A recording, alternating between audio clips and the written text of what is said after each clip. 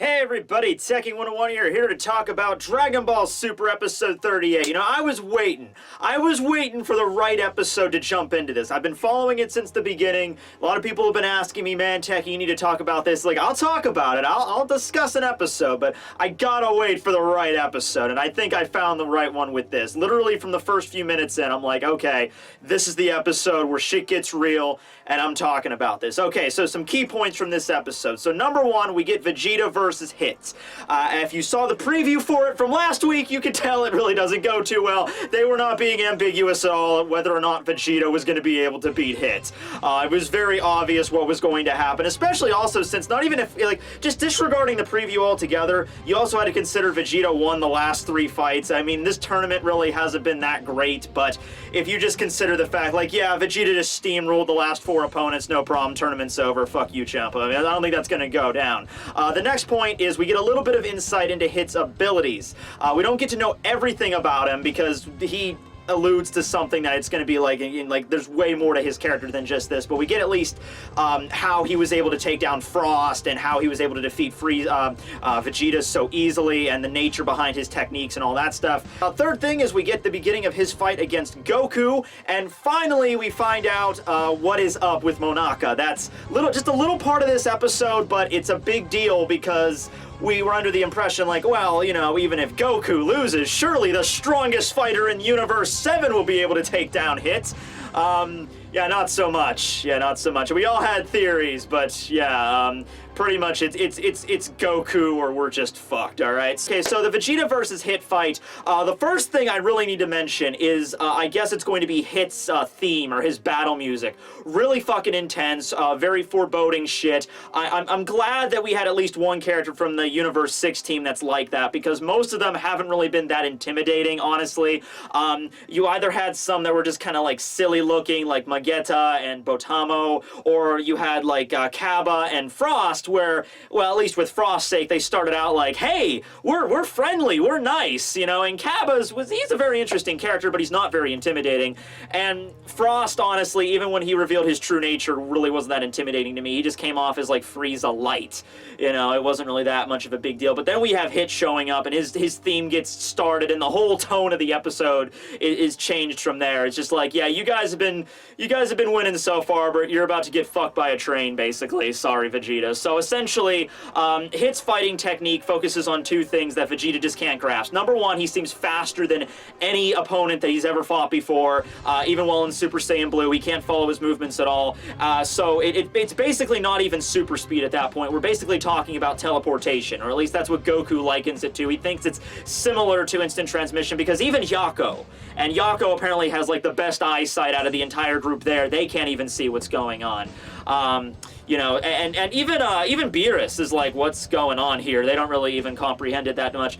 So he's incredibly fast, so Vegeta can't even land a hit on him. No matter how clever Vegeta tries to do, you know, speeding around him, it's just not working. And the second thing he does is the techniques we saw against Frost, where he just kind of like, you know, sticks out like one of his fingers and just kind of hits the opponent, and like energy just like shoots out a part of their body. It's like, what the fuck is that? So it's odd also, because the energy does not like, it's like blasting a hole through him. He just like hits them, and the energy just like leaves through the other side of the body. You know, doesn't leave any actual external injuries, but it's basically revealed to be internally based injuries. Like he's hitting pressure points and shit. So he's just doing the same basic thing he did with Frost to Vegeta. Vegeta can't counter it at all, and the fight's pretty much over. Vegeta at one point tries to come up with a strategy like, okay, he's focusing on just light attacks that are like hitting parts of my body, so if I just kind of endure that, you know, he doesn't have a lot of heavy attacks in his arsenal, I should be okay. He attempts this, and he basically ends up with Hit's entire, like, fist up to, like, here, buried in his fucking stomach. It was actually a really kind of grisly scene to watch,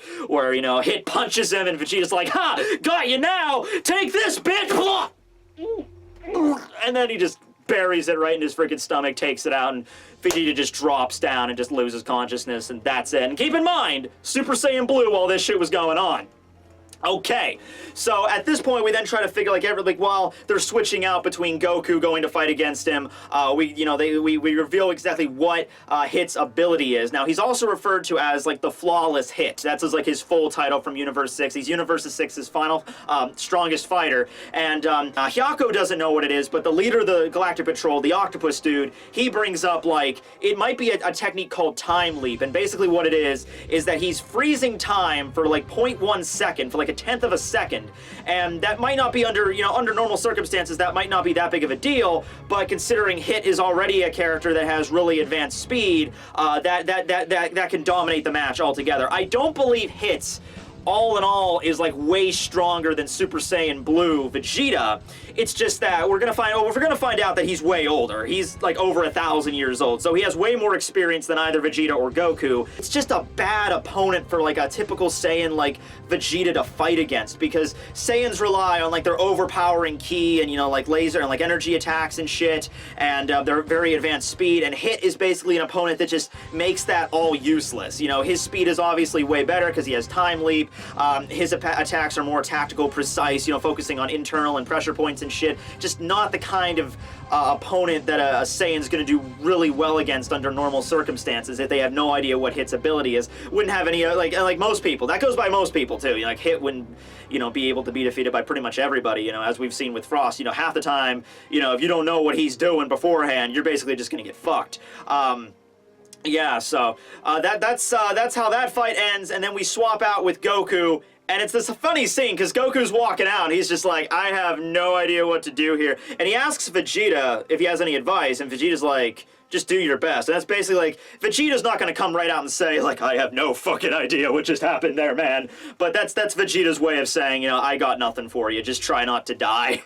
So they begin to start their fight, but right before that, we get the scene with Menaka. Menaka wakes up when he's like in this kind of like state, like a trance kind of state, and then whenever they ring the bell to start the gong to start the fight against Goku and Hit, Menaka comes up out of this trance, and it's finally revealed by Whis that, yeah, Menaka is not strong. He's not the strongest fighter in Universe 7. He's really actually kind of an amateur fighter. The only reason they brought him along was to intimidate Goku and Vegeta. Now, that's a good thing for one, because that mentions that, like, Goku and Vegeta are essentially Universe 7's, like, strongest fighters. Kind of already expected that, but yeah, that pretty much confirms it right there, because out of all the people that Beerus fought, or Beerus was aware of, I'm sure he could have gotten at least somebody that was competent fighting, but instead he chose Menaka, and then just bring him up as like, oh yeah, Menaka, destroyer of worlds, he'll wreck you with his giant nipples. But yeah, he did that so he would, intimidate Goku and Vegeta into getting, like, oh man, you gotta one-up Menaka here, I gotta really show him my stuff, my full power. So yeah, I'm gonna say Goku and Vegeta are the strongest in Universe 7, especially since where we're going in this series in the future, all the different universes and stuff, I could totally believe that. But yeah, so basically it's Goku or bust, because Menaka's not gonna be able to do shit. So yeah, Goku starts off the fight against Hit, and that's when he reveals, hey, I'm over 1,000 years old, so that just beats Goku in terms of combat experience. But that also opens a lot of weaknesses too. That could, he's this very kind of stoic character, doesn't really say much, keeps his hands in his pockets. He kind of has like a little bit of an arrogance about him, just like, I'm so old, I'm this flawless assassin, I can basically take out anybody, I have this, this perfect case record, basically.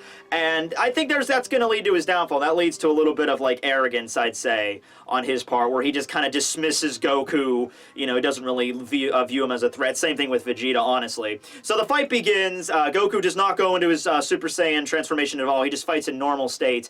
And at the beginning of the fight, he just keeps getting wrecked until he figures out a way to counter the Time Leap technique, and it's a very Goku-esque way of countering it, and it works for the time being, but you can see a lot of problems with it and at first glance. And the basic way that he's countering it is like, oh, you can basically just jump 1/10 of the second into the future to attack me, so all I have to do is just figure out where you're going to be in that 1/10 of a second to counter it. So you basically just, thinking of move ahead, essentially, or like, I guess 2 or 3 moves ahead in this case. Now, at first glance, I mean, that's a very Goku-like thing to do. You're like, oh, okay, I'll just figure out what you're gonna do before you do it. But he tells this to Hit, and Hit's like, well, you know, he's shocked at first, and Goku manages to get a hit on him, like a scratch across his face, and you can tell that bothers him a little bit. Probably been a long time since he's dealt that kind of damage, even just a little bit. But now that he knows this, I mean, couldn't he simply just be like, all right, I'm just going to fight a little bit more erratically than I usually do? Although, since Hit is more of a precise assassin, I can see some issues with that, too. He's like, he's so used to fighting this way because that's all he's known for so damn long. You know, that could be his downfall. But anyway, yeah, so that's basically the end of the episode there. We get Goku just facing off against Hit, figuring out how the time leap works. However, as we've seen from the preview for next episode, the time leap is not like the only thing he's got in his arsenal, considering how old this dude is and how revered he is as the strongest fighter of Universe 6. I highly doubt that that would be like the only trick up his sleeve. He's got a lot more, and this is going to be like the intense final battle. Like I said, I think this whole tournament's going to be maybe I don't know if it's going to be completely just brought back from the brink of crappy, but this fight's gonna be pretty damn metal, so I'm pumped for it. And I really hope Hit is added to the main cast. I really hope he is. I remember back when Menaka first showed up, and it was like, oh, this Menaka guy, he's gonna be pretty relevant coming up, you know, because he was built up so much by Beerus. But I think that's just made a complete flip now, and I was like, okay, Menaka is just kind of like this traditional, like, normal guy. So, well, okay, normal is a strong word here, but you know what I mean. And then we have Hit showing up, and I'm like, I hope Hit, you know, is added to the main cast in some way, because he is a pretty interesting character, even though he does kind of just look like a shiny cooler. Am I the only one that noticed that? Yeah. All right. Well, anyway, hope you guys enjoyed this analysis, discussion, review, whatever this was, of Dragon Ball Super. If you did, leave a comment below on what you liked, what you didn't like. I might do this again. Maybe. We'll see. Thanks for watching, guys. Tekking101 signing out.